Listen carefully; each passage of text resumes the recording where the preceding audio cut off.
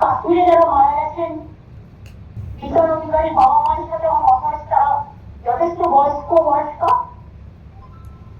এবং আমাদেরও একটা কর্তব্য আছে, সেন্ট্রাল গভর্নমেন্ট নিশ্চয়ই টাকা দেবে। আমরা 10 লাখ টাকা করে পরিবার প্রতি দেবো এই পরিবারগুলোকে যারা ট্রেনের আঘাতে মারা গেছে। আর একটা যে বিটারের বাবা মা যে আছে, তারা খুবই বয়স্ক, তার ছেলের পয়সায় ওষুধ কিনতে হতো।